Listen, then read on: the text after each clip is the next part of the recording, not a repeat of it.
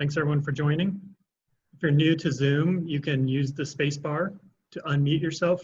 And if you hold it down, you can speak and then let go, and then that will go back to mute. Good to see you, Betty. Lots of familiar faces. Hi, everyone. Thanks for joining. This is our first virtual event, so you'll give us a little bit of slack. This will be our first one we're trying out. So I think all of our other meetings have been in person, I'm assuming. That's correct, Betty, but yeah, it's going to be a new experience. So we've got a lot in our agenda today. We've got a great program for you. And so let's kick it off. Again, this is an annual meeting that we put on every year to kind of highlight our last year and talk about what we're doing going forward. And I'm Brion Hurley. I'm the president for Recycling Advocates. Recycling Advocates' mission is to engage people in creating a sustainable future through local efforts to reduce, reuse, and recycle. And so that's what we go back to when we're talking about our campaigns and our efforts is how are we trying to impact these goals and projects that we're working on, and how can they tie back into this mission. So I also wanted to thank Earthshare Oregon. For those of you who don't know about them, they provide a workplace giving program. And so they go out and talk to different organizations and help them establish a program where people can donate money from their paychecks, and that money can be spread out across many different environmental organizations in our state. So if you have interest in connecting in with Earthshare Oregon, please reach out through their website, and or we can help connect you to them. But they've been a great supporter of ours over the years. First off, I'd just like to thank all of our board members this year who were really integral in helping us really get some strong momentum going forward. If you attended our annual meeting last year, we called out and asked for help, and we got great response this year. So I just want to thank everybody on the board here. You'll see some of them later on in the program. It was a really exciting year, and I think we got some great things in line going forward. So you'll hear more about that coming up. If you haven't been to our website, we have a little bit of history in there if you want to learn about what Recycling Advocates has done in the past. I think we're on year 32 or 33, something like that, 33. So it's one of the longest running organizations, especially environmental organizations in Oregon. In the past, we've got some old newsletters, and you can go find topics around some of our past advocacy around like our involvement with the Master Recycler Program, the bottle bill, plastic bag bans, product stewardship, and then e-waste recycling and reduction efforts. So that'll be on our website if you want to check that out. We're going to start right off and get the elections out of the way, and so we can focus in on our program going forward. So this will be the 2020 to 2021 session, but it's a 2-year term for our upcoming board members. So I've been involved with Recycling Advocates since 2015, and then I took over as president for the 2016 to 2017 term. And so this is going to be the end of my 4th year and the end of my 2nd term. And with Rhett, he's been involved with Recycling Advocates for now 16 years. And he is not going to be extending the term. So unfortunately, we're going to lose Rhett as well. And then we also have Holly, who will still be helping us this year to finish out her term, but she decided that she's going to step aside after this next term and help out with developing our next treasurer. So we have a couple people that are leaving after a few years, but we've got a great group of board members that are going to take over and take us to new levels. Rhett, are you on yet? There you are. I am here, yeah. How's it going? Great. Yeah, I appreciate the shout out, Brion, and yeah, you know, after 16 years of being on the board, you know, and we've just have done so much amazing work in all that time. And I don't know who all is on tonight. I'm sure a number of my fellow board members. I heard you addressing Betty earlier, and yep. You know, served a long time on the board with Betty, and you know, just we've brought in such a great group of new board members, new energy.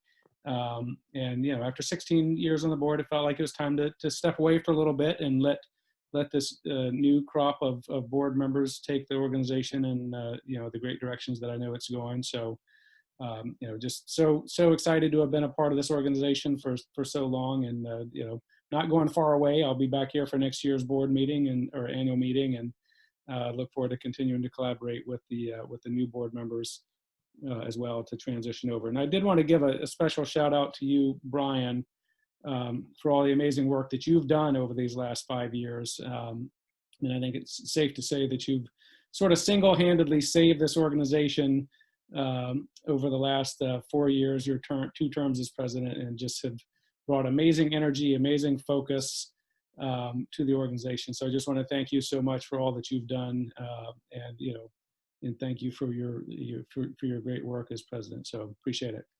Well, thanks. How about a round of applause for Rhett and his many years of service? A little hard to clap. You have to unmute yourself and then clap and then mute yourself again. And Holly too, she's done a great job helping us with a lot of the work around keeping our books in line and really bringing a lot of passion to a lot of our advocacy work. So she can't make it tonight, but we also want to thank her for all of her work, and she's going to continue to help us for a little bit here going forward. Okay, so coming up, we've got the terms. So we had a lot of our board members join us at different parts of the year last year, and so I think we figured out we'll just start with a fresh term starting 2020, going through 2022 for everybody. You can see we have 7 people that have been involved, and so we've had a lot of, like I said, great energy, new campaigns, new efforts, and what I'd like to do is have everyone just kind of give a little quick introduction about who they are and why you're interested in being involved with this nonprofit. Why don't we start with, we'll just go around and start with Brittany.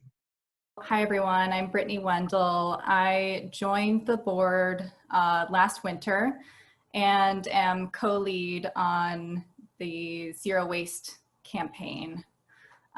So my background and experience is with business sustainability and pollution prevention. I currently manage the statewide EcoBiz certification program, which partners with Oregon DEQ and local jurisdictions to certify eco-friendly businesses. And just keeping it brief, I'm also a true zero waste advisor and consult for Bridgetown Mushrooms, which is a local gourmet mushroom company, on their sustainability. Tara. Hey there, everyone. My name is Tara Kaniram. I've been passionate about environmental issues for as long as I can remember, at least back to the environmental club in middle school. But I hadn't really gotten involved outside of, planting a few trees, trying my hand at worm composting, and, doing home recycling to the best of my ability. So I was super excited when I found Recycling Advocates last year, and I came to the board meeting, and it was very exciting, and I was happy to be able to get involved and serve on the board and try something new, because it's been just a great experience. I worked for 10 years for the Department of Labor doing immigration policy, and I quit shortly after, or around 2017, and then had my son in 2018, and so I've been a stay-at-home mom. And so last year I was really looking for a way to stretch my intellectual muscle, and found Recycling Advocates, and it's been terrific. So I've been on the Zero Waste Working Group and the Plastic Upcycling Working Group, and I've served as the secretary this past year. So thank you. Thank you. Michael. Hey, good evening, everyone. And thanks again for your time in attending our meeting. It's great to have everyone here. My name is Michael Freudenthal. I joined Recycling Advocates about a year ago after attending this very same meeting last year. For over 20 years, I've volunteered pretty extensively in my community, but a few years back, I decided to refocus all my volunteerism towards more eco-friendly initiatives. So in addition to serving on this board, I now volunteer weekly at Reclaim It PDX, and as often as possible with James Neighborhood Recycling. That's a plastic reclamation and recycling a small company, and our next event is actually on the east side on October 24th. So these challenging times have called me to do more for my community and for our planet, And serving on this board with this incredible group of kind and committed volunteers has been a great experience. I want to thank you again for allowing me to introduce myself, and don't hesitate to ask me or any of the other board members if you have any questions about our activities and our passions. Thanks, Brian. Thanks, Michael. Elena. Good, unmuted. Yes, thanks everyone for attending. I'd say that pretty much everything Tara said about herself is also true about me. I was doing environmental club in middle school and high school. In my work at New Seasons, I was in the green team for most of the time that I worked there. I did the Master Recycler program, which was like one of those lifelong goals. Like, I was more proud to get my Master Recycler name tag than I was to get my college diploma. It was just very fulfilling to finally be doing that part of my passion. And so Brion and Evelyn were both in my class, the Master Recyclers. So I kind of found my way into this group that Brion was the leader of, and it's been an excellent place to direct a lot of my zero waste and recycling and materials management efforts. Most of the time that I'm getting my work done is while breastfeeding my 2-year-old, which is the nature's most perfect packaging free food, right? So thank you very much for your consideration in voting me onto the board. Thanks, Elena. That's awesome. I think it's very productive. Multitasking. Evelyn. Hi, everybody. I'm Evelyn. As has been mentioned, I recently joined the board earlier this year, so I also decided to participate after attending this meeting last year. My background's in urban and regional planning, so I've done a lot of work, probably for at least 10 years now, working with international communities, and also just community planning in general, focusing on waste management and waste initiatives. And after moving to Portland, I moved here about 5 years ago, you know, a big part of really settling in is finding your community and really finding folks that resonate and are passionate about the same issues that, you know, I'm passionate about. And zero waste, you know, it's been on the top of people's mind or it's coming into the scene, I don't know, at least 5 years at this point. So it was really exciting to find and connect with like-minded folks after moving here. And what I work on outside of recycling advocates, I know entrepreneurship is my path, and I'm working on starting a zero waste and zero emissions delivery service called Earthen Exchange. So you can find it online as well. Thanks, Evelyn. Roberta. Hi, good evening, everybody. Thanks for joining us tonight. I'm Roberta Summer, and I live out in Cornelius. I've had the pleasure of working with this RA board for about 9 months now. And before that, I attended the previous RA annual meetings and special events and enjoyed a couple of zero waste conferences. Currently, I do paid work for the Hillsborough Food Co-op startup as an outreach and volunteer coordinator. I'm a lifelong volunteer and have really become involved with the Master Recycler program in Portland here. I focus most of my efforts here on the west side around Washington County.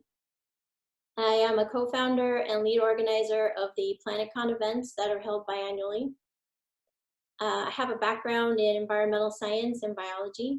For RA, I would like to broaden and strengthen recycling advocates' reach to the many communities outside of the Portland region where people engaged in environmental grassroots movements could use support, resources, and connectivity. So thank you in advance for allowing me to serve on this board. Thank you, Roberta. Scott Rosen isn't able to make it tonight, but if you were at the meeting last year, Scott presented the Plastic Roads campaign. That triggered a lot of activity this year around the plastic upcycling program. And so we'll talk about that a little bit later tonight. Scott was the chair and the beach cleanup coordinator for the Newport chapter of the Surfrider Foundation. And he led some amazing number of events, I think over 25 different cleanup events. And he engaged like 1,000 volunteers to pick up 4,500 pounds of small debris, plastic from the ocean. So I think that's what led him into the plastic roads discussion, is what do we do with the plastic that already exists?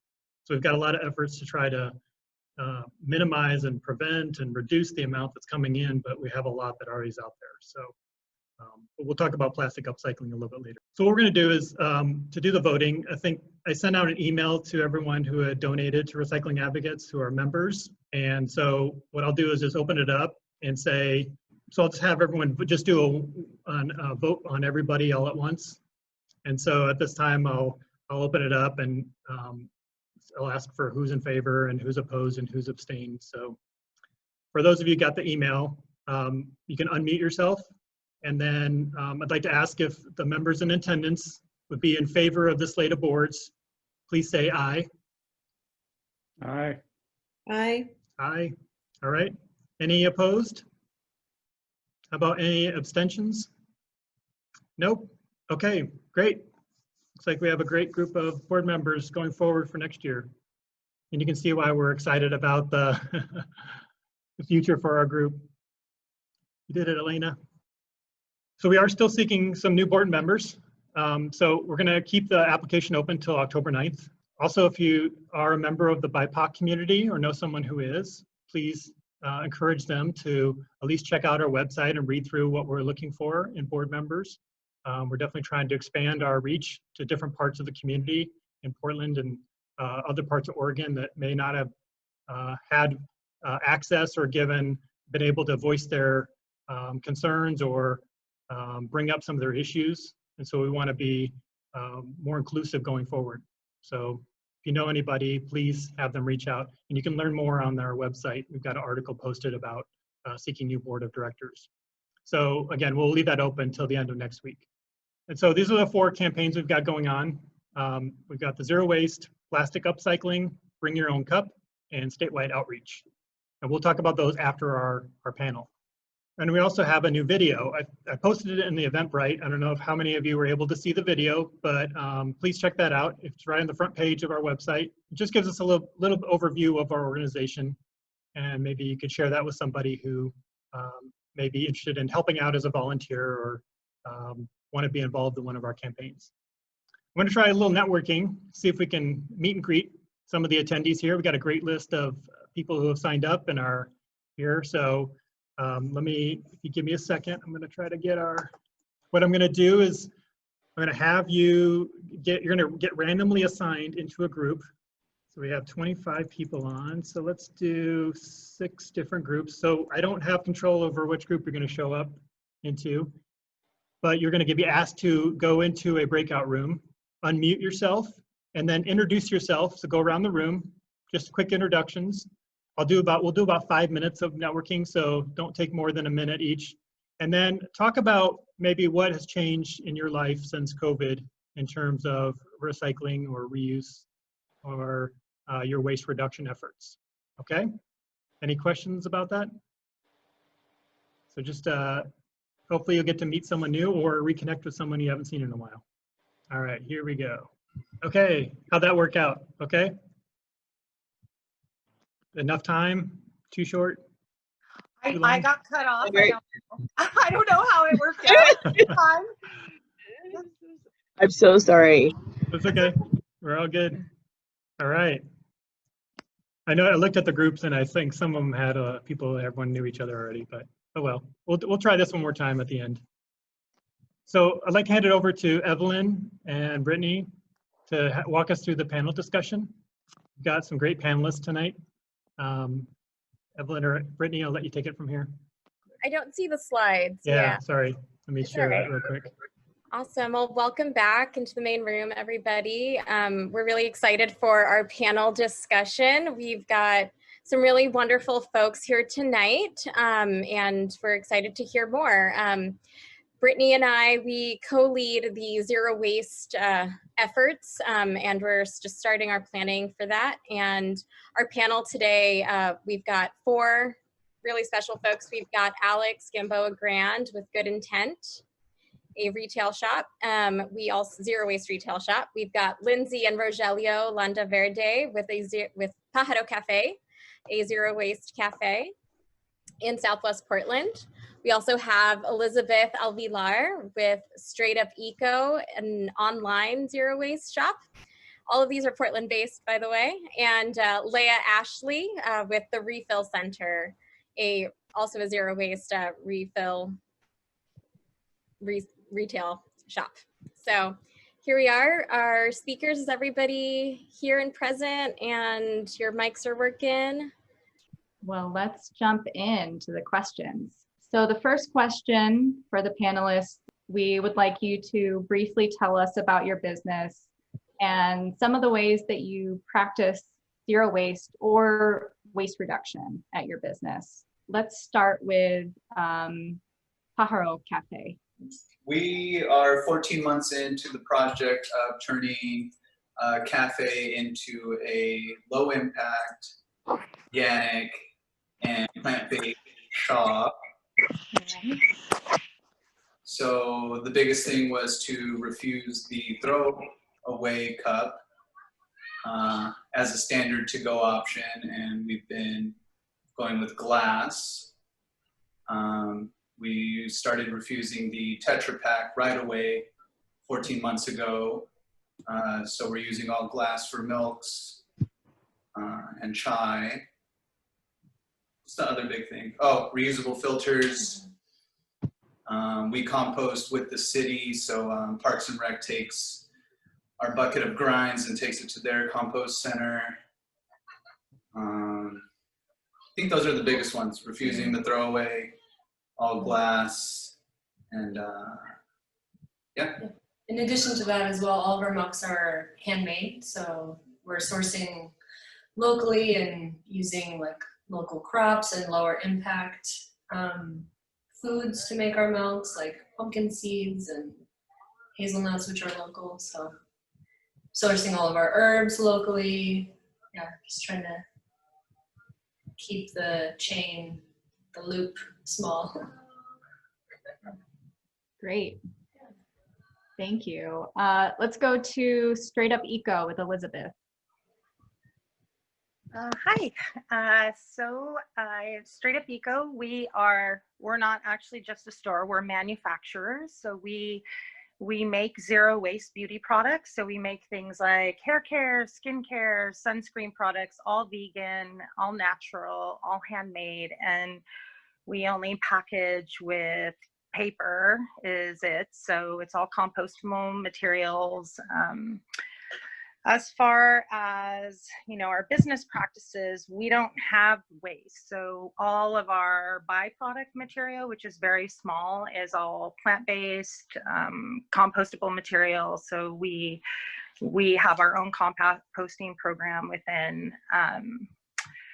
As far as, from everything from trash bags, we only use biodegradable materials and only source ethically, and also even with our sourcing, that's also like a big part of not buying from producers or suppliers that use single-use plastic or plastics that aren't actually recyclable available here locally, since we have very large limitations in our recycling system. So yeah, that's what we do. Thank you. Sure. Okay, how about Shop with Good Intent with Alex? Hi, okay, so Good Intent, what we do, we are a low waste shop. We have a retail shop that is online, and we also have had a long-term pop-up in Portland, and we're in the process of getting that back up again. But our business really is related around, producing access to sustainable alternatives to everyday essentials, including home goods and personal care.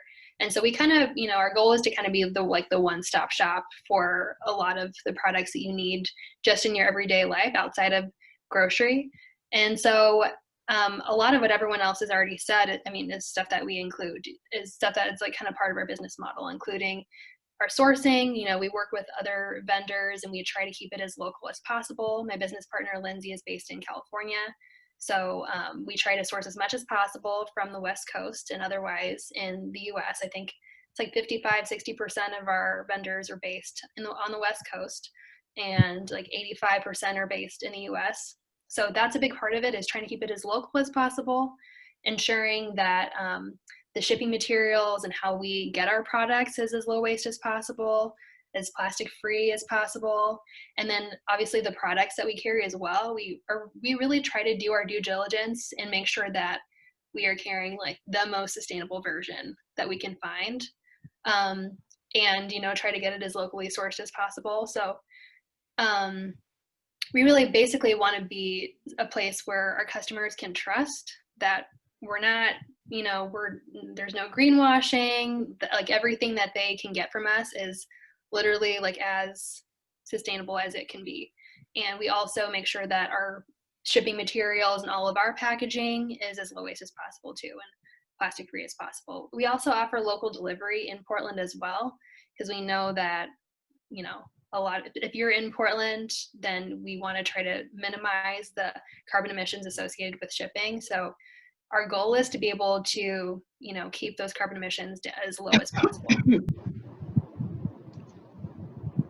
Great. Thank you, Alex. Leah at the Refill Center. Hi, so I'm Leah, the founder of the Refill Center. The Refill Center is an online refill store where people can get like home cleaning and body care products delivered to them. So basically like shampoo, conditioner, even like laundry detergent, dishwasher detergent. It's a really small operation right now. It's just me working out of the second bedroom in my apartment. I do all my own like website maintenance and like deliveries and stuff. And then in terms of waste reduction, so I have like for deliveries, I have an electric car. So, you know, trying to cut down on carbon emissions there. And just like everyone else has been saying, like really focusing on our vendors and making sure like they're as local as possible, as like environmentally friendly and sustainable practices as possible. Specifically reaching out before I order anything and saying like, hey, I want this order packaged with like no plastic or no styrofoam. And if you need to use something, like use craft paper, that type of thing. And then in terms of just like our own business practices, I package my product in reusable containers. So people will pay, we have two different options. We have the reusable container, and then we have like a recovered option, which is basically just like a miscellaneous, it could be a kombucha bottle, it could be a, you know, pasta sauce jar, that are all totally cleaned out. Like I remove labels to make sure that there's no confusion about what's actually in the container. But yeah, so the reusable aspect, I mean, it's just so wasteful to have like to buy shampoo in like a container that is ultimately not going to get recycled because China doesn't accept our recycling anymore. So it just made sense to have like a reusable, we use reusable glass for all of our products just because they're easier to sterilize. Yeah, I mean, that's about it. I do a lot of the same things that all the other, you know, zero waste businesses on this panel do. So that's really cool to hear. Thanks, everybody. That was really enlightening and insightful. Our next question. So what drove you to start a zero waste business? Because it's obviously a very committed effort. And we'll go in the same order. If Pajaro, Café, Lindsey, and Rogelio, if you guys want to share with us, why did you start a zero waste business? Yeah, so it was really, it really started when we were living in the Bay Area. I had a job working at a massive fast fashion company. I was working corporate design job. in San Francisco, and that experience really reshaped how I consumed clothing. First, I stopped shopping immediately. Once I started working there, I was like, okay, I can't buy clothes ever again.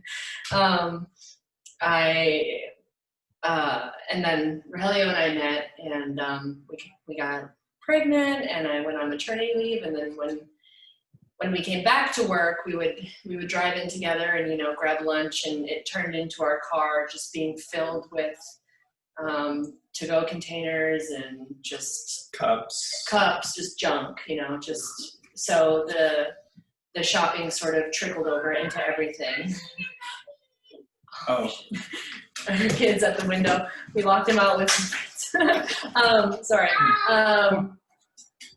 So that started with reusable diapers, and then it really was time for me to leave that job.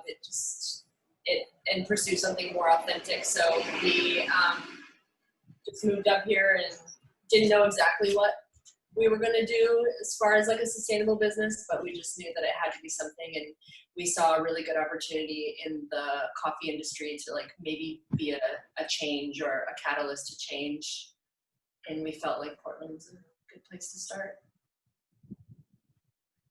And we started refusing a lot. Yeah. That's what let it all go, because it's like, oh, you can. So, yeah, that's the one part I wanted to say. It's like that one big word to just refuse the single use. Thank you. Thanks, Rogelio. Thanks, Lindsey. Elizabeth, Straight Up Eco. What caused you to start your business and your company? So I've been in the business for a lot of years, over 30 years, and in the beauty business as a manufacturer. And when I got started, I was very careful in my sourcing, and I was using only glass, and then I wasn't able to use that for everything. So we were using PET plastic, which was the #1 plastic at the time that was being recycled into long-term things like carpet and park benches and all of this. And so I always do a lot of watchdogging with my business and accountability checks on how we're performing. I started other brands in Santa Cruz, California, and which is an amazing area for the zero waste. And as I got deeper and deeper, I just started learning that recycling wasn't what it was. And I was on a vacation in the South Pacific, and I happened to come onto a beach that was covered in trash, and some of that trash was PET plastic and #1 plastic, and these plastics that are supposedly, you know, the most recyclable. And it just really, as passionate as I am about what I do, and at that time I have products in 147 countries, I just no longer felt so passionate about what I was doing, because although I love my career, there's a conflict of how I live my life and then this. So I changed. I've been in formulations for over 30 years. So I started refusing all formulations for products packaged in plastic or glass. And I started just moving toward zero waste for a number of reasons. And not only the waste aspect, but it also, as a formulator, it makes natural products have an exponentially long shelf life. And it's more honest, because consumers get more of the good that they're paying for, and nothing is diluted with water. So it wasn't easy and it wasn't fun, but I changed in one day, and I just drew the line, and I turned away a lot of business, because it's a really big challenge to get companies to change the way they think. if you go to any grocery store or health food store or a store like Sephora or that carries things like shampoos or skincare, and you look down the line, the whole row shines at you. So that's not good enough for me. I'm 52 years old, and my kids are grown up now, and when I got into this industry, there didn't used to be natural body care products without petrochemicals and things, and it wasn't easy then when I did it, convincing people, and I figure if I made it this far, I can do it again. So I'm doing it, and that's where Straight Up Eco. So I've uprooted all my whole operation from the Bay Area up to Portland because I source all my materials here in Portland. My packaging, all my base materials. I have relationships with businesses here in Portland that are decades and decades long. So rather than operating from California and whatnot, I mean, the change is just constant, because as more and more information becomes available and the veil is lifted, then of course, I'm very concerned about my livelihood, how that is impacting the planet. So yeah, it's all good. Thank you so much, Elizabeth. Sure. There's so much to learn. I've got questions galore. So Alex, with good intent, what prompted you to start the shop? Yeah, so it's kind of like, where do you start? Everything that everyone's been saying has resonated with me so much, because it's like you learn one thing and you feel like you're doing a good job, but then you realize that that's problematic, and it's like one thing after another. And I think for me, part of it is like, you can only vote so often, and you can't, and it started getting really frustrating for me that I felt like I was waiting around for other people to like make these changes. And like, so me and my business partner, Lindsey, we both just individually started getting really passionate about a lot of different areas and finding, we also got like MBAs at the same time. And we were like learning so much about social enterprise, and we are really passionate about finding businesses that were going above and beyond to do business better, and in the areas of clean skincare and sustainable fashion and all these things. And then it really just came to, we realized, with the zero waste movement, we were finding all these awesome solutions, and we were getting really excited about it. And it takes so much work to learn about everything and do your research and figure out, okay, if I'm going to get floss, what is the best floss that I can use? That, for every little thing that you use, it takes a lot of work to figure it out. And there's so many options.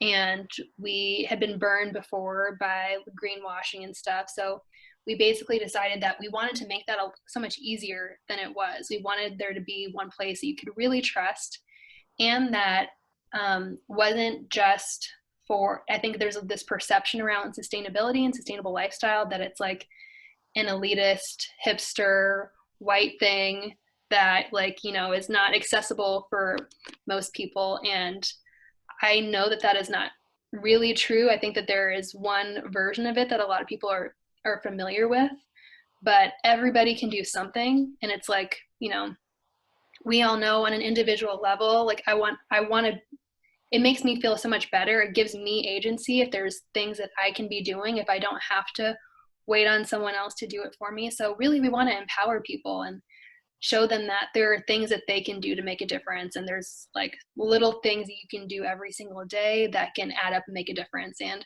for us, like, we wanted to go past the innovators and the early adopters and the early zero wasters and really reach more people that had not been included in this movement before, and just share information and resources and tips, and not make it about buying like the specific swap or anything, just kind of share resources to encourage people to just start making little changes and that it matters. Yeah, and luckily we get to vote soon too, but you don't always win, and in the meantime you've got to be doing something. So thank you. And Leah with the Refill Center, what prompted you to start your venture as well?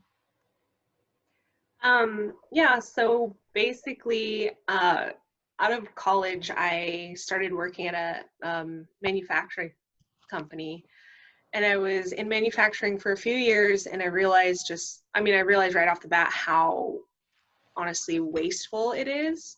And I got really passionate.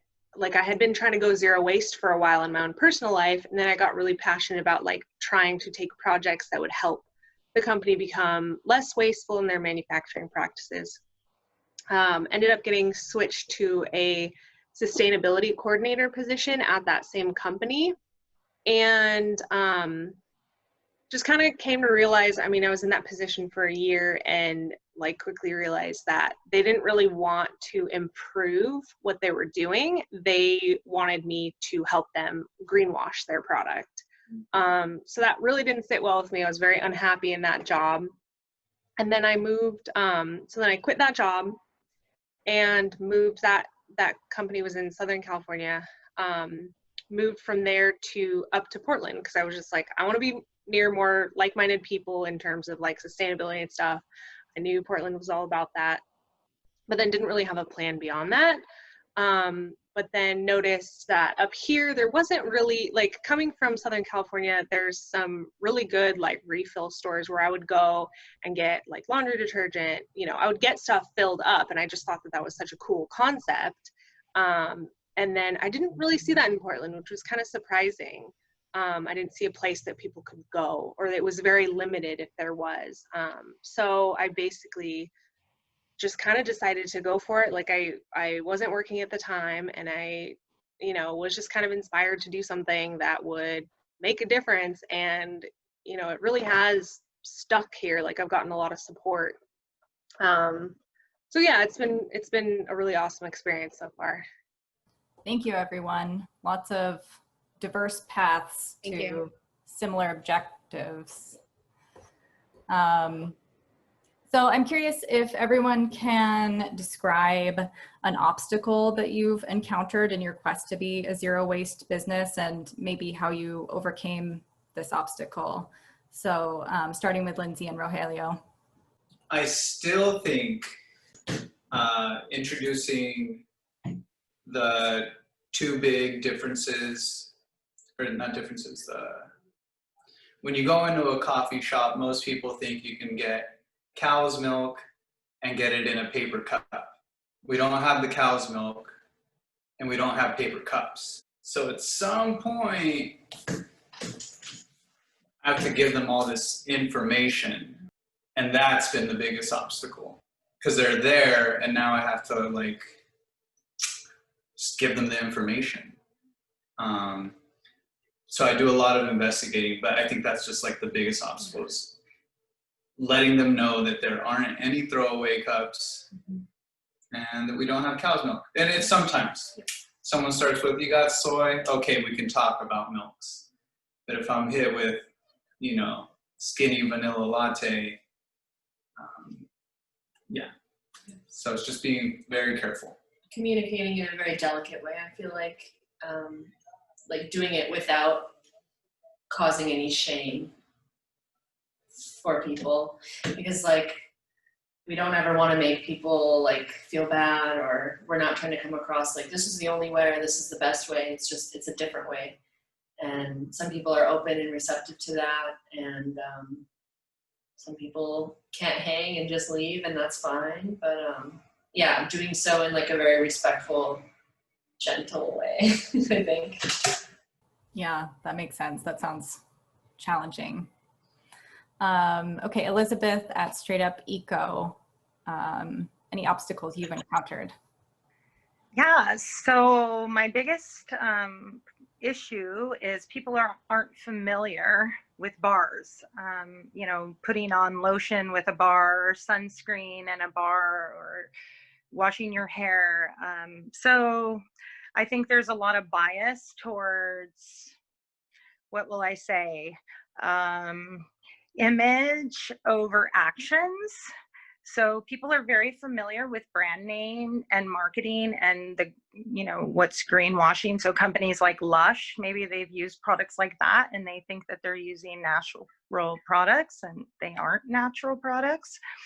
So it's, you know, there is some difficulty, or people have tried things and they think they don't work because I don't know why. I haven't, before I did this, I wasn't using bars. I formulate my own brand and I don't really pay much attention to other companies. And so that's been definitely an objective. Another thing is that I typically am a wholesale supplier and a volume manufacturer, and I'm very clear that I want this. In the whole history of all my businesses, I've never raised any of our prices, and I want accessibility to everyone. And the problem is if I start wholesaling into, say, like the local health food markets, it drives the cost too high for every consumer. So that's one of my challenges. So as far as the first challenge of people, I give products away for free, and that works because when people have something in their hand and they try it and they use it, I can win them over better by convincing them that this is good over what they're doing is not good. So that's working. It's expensive, but it works. And as far as the other issue, my plan is just, you know, I've got to just sell other companies and then I can do more stuff. So I'm still working out all the kinks to make this work, but it is kind of like the Wild West. There isn't other companies that I can look to and go, oh yeah, they're really doing this and they're doing it right. So that's, you know, that's a little bit challenging that there isn't like any kind of, I can't find a mentor to work with or something like that. There just isn't, it's kind of new, the bars, other than companies like Lush that are like mass manufacturing or I mean, there's some people that are popping up, but it is extremely difficult to convince a company that comes and they want these enormous margins and they want to use materials that it's not going to work for me. So that part is really frustrating. Just instead of trying to work it out, I think I've kind of developed the thing that I've just drawn a line in the sand and I just said, no, I do only solid beauty formulations and that's it. So, I mean, I don't know how much of an answer it really is as far as if I overcame the problem. I just eliminated the question by just not even going there. But for the first, you know, year and a half or so, like I really, really, really tried to convert over all these companies and talk them into dramatic changes and going, you know, changing their companies to only plant-based and vegan and no animal testing and blah, blah, blah. And I just, you know, I have already so much criteria that I will only work with. And so I just added in a bunch of more, which limits my thing. So I'm doing far less of what I'm actually extremely passionate about, just because I'm ahead of the curve in the marketplace. It'll happen. It's just gonna take some time. But, so it's not a bad problem. It's just, you know, it's just there. And, you know, it's that whole, how do you get over, image over actions again, you know, that, oh, I use this or I use that, you know, catchy brand, where I'm not so much concerned that everybody use my brand. I just don't want people to use, you know, single use things. And even I want them to go way beyond recycling. And I mean, I think the refilling is amazing for people who won't ditch containers, but I truly know without a shadow of a doubt, there is no use, there's no reason for containers for everything from dish soap to toothpaste to all your beauty care needs. I mean, it's what we know. So it's how it works, but it is not necessary whatsoever. So yeah, that's kind of challenging. Yeah. Sounds challenging. Yeah, but it's Yeah. fun. I like a good challenge. Thanks, Elizabeth. Yeah. Welcome. Alex at Good Intent. Yeah, there are a couple things that stand out. I mean, a lot of what we've already been hearing is there's a lot of education involved with this. Most people don't know what we were talking about when you talk about low waste or zero waste. And so that's just kind of a big part of the role of having a zero waste business, is informing people about the differences, and their expectations are all over the place. I mean, first of all, they just don't even know what you're talking about. Then second of all, like, they might think, yeah, if you have shampoo bars, that they're not going to work, that, you know, natural products are not going to be as effective. There's like all these expectations you have to come over. So I think that's a big part of it. And also I found that a lot of people think it's like an all or nothing. They're like, oh, well, I really like straw, so I don't know if this whole thing is for me. Like, okay, don't do the straws thing. Just start out with somewhere else. And I think just kind of explaining that to people without, I think, who was saying that? I think Elizabeth was saying that, or somebody about, Lindsey was saying about not making people feel guilty about not being perfect. I think that's another big part of it, is like, I have friends that are always like, oh, sorry, Alex, like I'm using a disposable cup today or whatever. And it's like, I don't want you, it doesn't help if everybody just feels really guilty about it and they just want to like hide all their stuff away from you.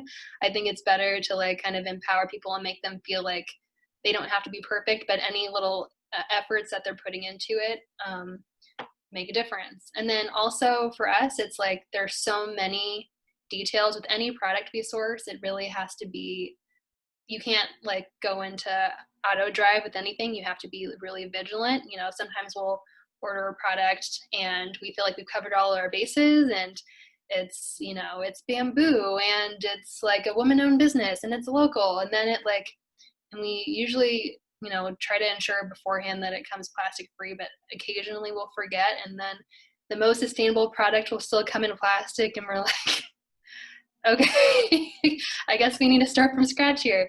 So I think it's, you know, it was easier when we were first starting out, and we sourced most of our products before we launched the business, and it was easier to be really vigilant then. But now as things are moving and we're fulfilling orders and we're all over the place, it's harder to be as vigilant. So that's another thing, is just making sure that we live up to our original mission and aren't cutting corners, even though that would be way easier. Definitely. Yeah. Thanks, Alex. Okay. And then Leah at the Refill Center. Yeah, so definitely ditto to everything everyone else has been saying.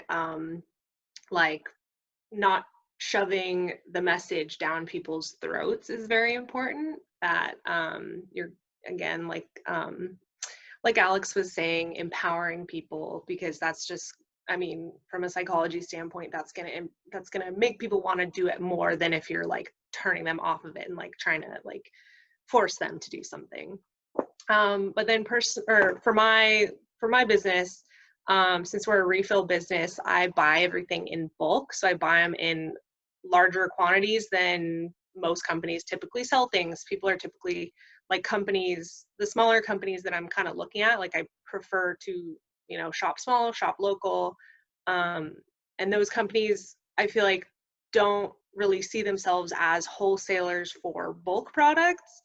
And they tend to sell it in like just smaller packaging. And then I've been, you know, either reaching out, just seeing if people would, and I have gotten some people who've been like, oh yeah, I can, you know, instead of selling it in like a 16-ounce container, I'll sell it to you in a gallon container, or larger. And yeah, that's just been the biggest challenge for us, is like finding stuff in large enough quantities that it's going to make sense and like actually reduce the amount of packaging, instead of just taking, I mean, you could take something from a 32-ounce bottle and split it into two 16-ounce bottles, and like, yeah, technically that reduced it, but it's like, you know, quantities that make sense is what we're going for. Great. Thank you, Leah. So this conversation could go on for so much longer. We had so many questions planned, but this is such, you know, this question or this conversation could continue on for hours probably. So in the sake of time, we'll end there, but thank you so much to all of the panelists for participating. This was super informative to hear about your visions and challenges. And I think a couple of you posted links in the chat, but if the others can drop your information or Instagram or something in the chat so that others can find you and read more about your business, that would be great. Thank you so much for having us. Okay, thank you so much, everyone. That was great. We're going to go into another networking session. So we'll do another 5 minutes. You might get the same people. You might get someone new. It'll be all surprise. Okay, I'll give you another 5 minutes. Here we go. Welcome back, everyone. I forgot to give you a topic, but I'm guessing most people could come up with something to talk about after that great panel. I just wanted to recognize some of the master recyclers that have gotten their Centurion or Quin-Centurion awards in the last couple of years. We didn't announce anybody last year, but we did at the 2018 annual meeting. So since then, we've had quite a few people go through and get their awards. So congratulations to everybody on the list here, including our own Roberta Summer. She's a Quin-Centurion. 500 hours, congratulations. I think I saw Carrie Booth was at the meeting. Yeah, where's Carrie? Yep, Carrie's on there. Thanks for the shout out. Yay, Carrie! I think Stephanie's on as well. Yay, Stephanie. Oh, Stephanie's here too, yes. Yep, anyone else? Great job, everybody. That's Good job, an all. awesome contribution to our community. Go to masterrecycler.org if you want to learn more about that program. Highly encouraged. Okay, let's do a couple campaign updates. Maybe we're kind of falling a little bit behind, so let's take maybe 3 or 4 minutes each and just give an update on what you're working on. We'll start with the Zero Waste campaign. All right, everybody. Brittany and I are co-leads. Yeah, so we really took it on this year to make zero waste front and center in our efforts and start planning for what's coming up next year. And what we're working on right now, we're working on the Oregon Zero Waste Conference that we are looking to put on in March. So really stay tuned, sign up for our emails, our newsletter, or volunteer. It'll probably be virtual, just given everything that's going on. So there's that to look forward to. And we really hope to continue the conversations a lot like what we started today. So diving deeper and giving ourselves ample time to do that. We also, thanks to Elena and Tara for taking the lead on the COVID-19 impacts on bulk grocery shopping and takeout survey. If you haven't had a chance to review the results from that, definitely take a look. It should be on our website. And we're also going to start working and planning our initiatives around policy for 2021. We really think that that's where we can make the biggest impact and start galvanizing people and our community to really make policy change for our state. Part of what kind of drove Evelyn and I to join Recycling Advocates was this idea of forming a zero waste coalition in Oregon to convene zero waste professionals and business leaders and create kind of a community of practice to collaborate on and promote zero waste practices across Oregon. So we'll be building that coalition. If you're interested, please reach out to me or Evelyn. And then we are looking at expanding the BYOC, the Bring Your Own Cup project, into BYO containers and expanding upon that. And that's it for us. Great, thank you. Plastic upcycling. Lena? Yeah, so I can give the summary for that committee. I was on that subcommittee with Tara and the Zero Waste subcommittee as well. And the leads on that subcommittee are Catherine Valentino and Scott Rosin. And the two of them did a massive amount of work. They have passionately been working on plastic upcycling issues for the past 3 years before joining the Recycling Advocates group. And in in between December of last year and March of this year, did tons of research, fundraising, education events. They designed our website, had meetings with major players in all of the aspects of plastic roads, like asphalt companies, legislators, just seeing where we can put pieces together to get the public informed about it as a very viable and safe option to handle this issue of waste plastic that is an inevitable component. You know, and it seems like it's a good balance, this working on zero waste and working on the plastic waste, because no matter how much zero waste you work on, there are still all those other necessary plastics that are just a necessary part of distributing food in a safe manner and not creating food waste. So this is all a very important campaign still. The campaign hit a roadblock, sorry for the pun, with COVID, but as we're going to be able to reestablish some connections, we expect to continue working on it. Great, thank you. I'll give an update on the Bring Your Own Cup campaign. Again, not surprised, I think that's a common theme for this year. Disruption with COVID. And so I think initially everybody backed away from reusables. And I think we're slowly coming back to realize that they're not a high risk like it was perceived. And so I think shops are slowly coming back online with the idea of accepting reusables. We're still trying to find out who is actually accepting them. I just know of a couple here and there. It may be that the big players get involved and a Starbucks starts accepting, and then that will open the floodgates perhaps. But I think a lot of the shops that have been involved with our campaign in the past aren't looking to Starbucks, of course, but I think they're just kind of trying to figure out how the system is going to work best for them. So I know a few of them are struggling with that. We did put together an article about some of the things that 3 of the shops were working on and thinking about just a couple months ago, but it's still very relevant. So there's an article on our website about how the shops are handling COVID. We did get a few extra shops added in, and we'll be reaching out to Pajaro very soon to get them included.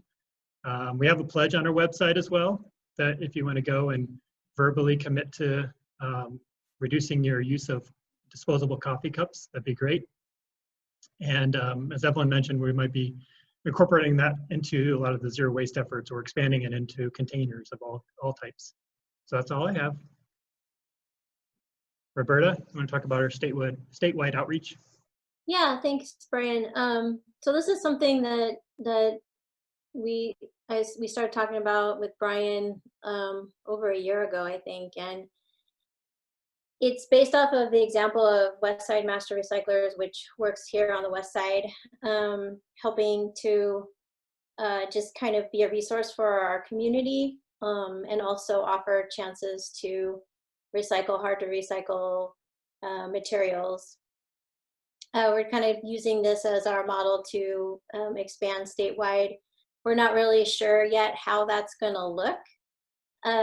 Still kind of thinking about how to reach everybody statewide. A lot of exploration needs to be done to develop, our parameters and maybe some key goals that we'll use to target, first of all, as we get this program launched.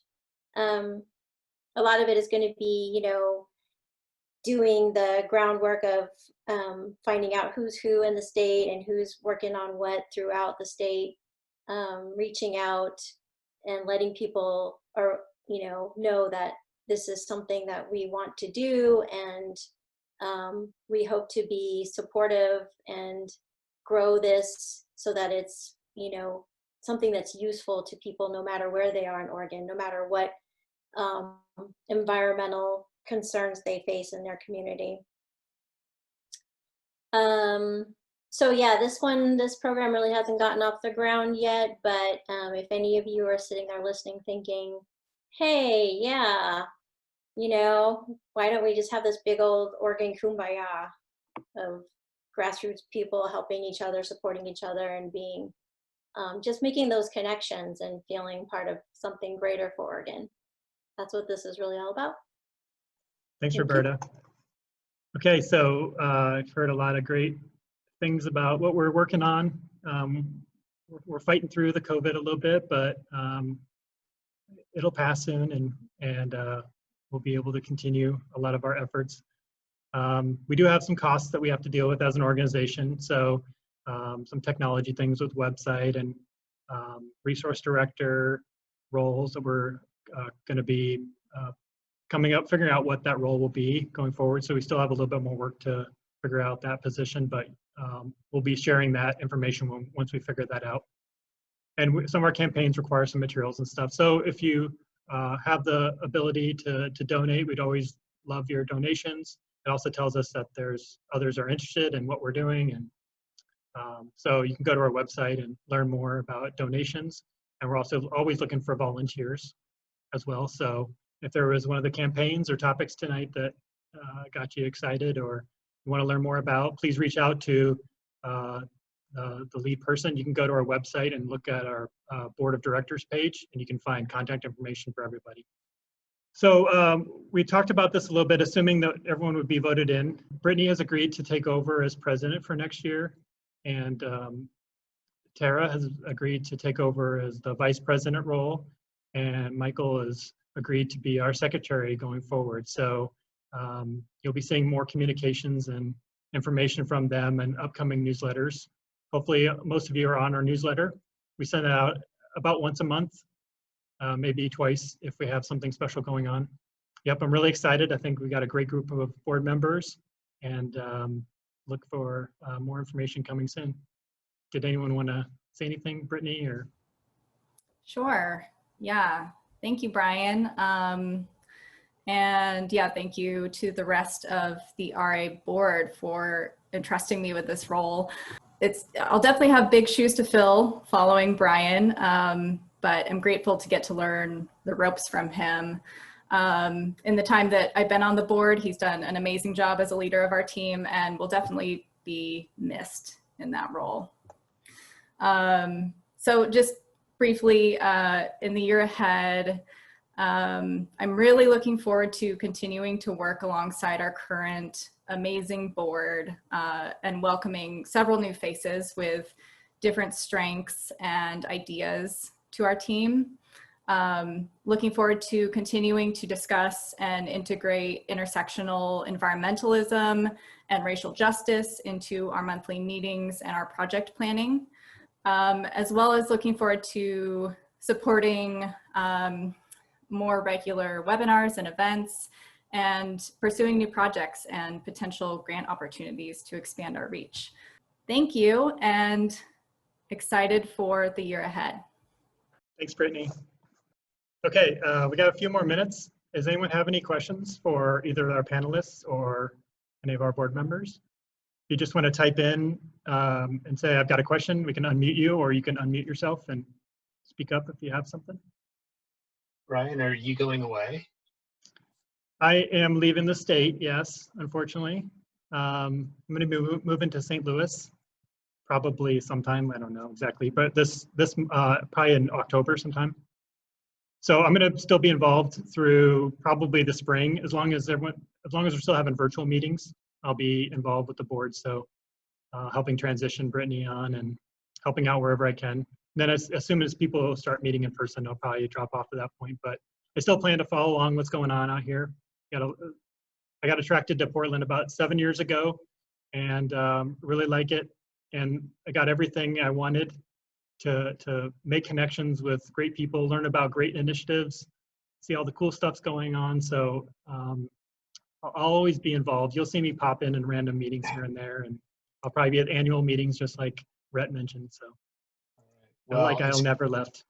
It's cliche, but thank you and good luck. Yeah, thank you very much. It's been great. Any other questions? Erica dropped a comment, more webinars, please. So noted. This is kind of a little trial run, wasn't it? So I think we feel like we can handle a few more of these. So definitely we can do some of that. If you have specific webinar topic requests, feel free to contact us. Well, I mean, I watch a lot of documentaries. I'm a documentary nerd. So like I've been watching this one documentary on Netflix. I've been falling asleep to it actually after the first couple times, but it's called Kiss the Ground, and it suggests ways to use composting, to regenerate the the soil for farmers. And I live in an apartment complex. I should say this. I would live in an apartment complex, and I would love to compost and be able to do something like that, but I don't have a composting facility. So, and I was kind of thinking, well, how would I go about, like advocating for that? Or I've never really done anything like that before, but yeah, that kind of stuff. A lot of questions, but I don't know where to begin. So a lot of ideas. I put a useful website in the chat for you, sharewaste.com. You can look it up and find somebody that will let you bring your stuff to their green bin. Everybody should sign up, and if you've got a house with a green bin, you should sign up and let people come. I have 30 people sharing my green bin, and it never fills up. It's great. It's amazing. Oh dear. So they come and pick it up, because I don't drive. I never learned how to drive.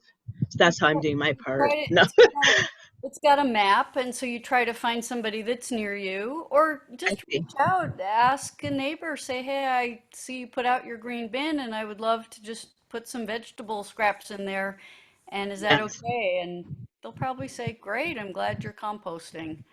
Yes. Okay. All right. I also wanted to let you know, Erica, that I just saw very recently the folks who put together the Sunday Parkways event, where there's lots of information and tabling at outdoor summertime things. They're trying to put together some webinars so that they can still be offering resourceful stuff. And that's something that they're going to be working on. They're starting in the month of October. So if you are interested in their webinars, check out their website. I believe they have a website. I can't promise that, but it's through Sunday Parkways. Yeah. I think so. I think I've seen something like that somewhere. But all right, thank you. And Erica, that topic's come up internally as an area that we'd like to explore, and we're hoping that with more board members, we can plan ahead for the year and explore. Maybe there's a group of folks that want like a board member, and then some volunteers who would really want to dive deeper into that and start connecting with other, whether it's city agencies that may have that dialogue going. That's what we were trying to figure out, how can we coordinate our efforts here, because we know as master recyclers, many of us are master recyclers, that it's very, very important that we make headway on that. Yeah. I also noticed that a lot of people don't even know what we're talking about, as far as like, education. It's like, oh, what's sustainability? What's biodiversity? It's like, you got to be kidding me. But I mean, it's like, I shouldn't say that, but it's like, I don't know. But I also think that education is really huge. And I know there's like a lot of low-income people around and people who are kind of down and out because of COVID-19. I thought maybe putting like flyers or something, or I don't know how they do these things anymore these days, but about some of these services for some people, as far as, recycling and reusing and whatnot, and maybe they'll be able to, that might bring like some attention to a lot of this. I don't know, it's just an idea. Those are all great ideas. Yeah, and we can definitely discuss more efforts. It's important. We have a lot of work to do. Yes. Yeah. I'm gonna jump to the end here, and then if anyone wants to stick around and continue the discussion, we'll stick around for as long as you want. So, but I just wanted to thank all the panelists for joining us. That was really enlightening and really informative and inspiring. Thank you very much. You can reach us through our website at recyclingadvocates.org if you want to learn more. We will post this video probably a little bit later this week. And then just thank you all for attending and for all the great work you do. Have a great night. And we'll stick around for more Q&A if you want. Thanks so much, everybody. To our panelists. Thanks all. Thank you. Till next time. Thank you. Thanks, Brian. Thanks Thanks. for your leadership. Yeah, Good thank meeting. you.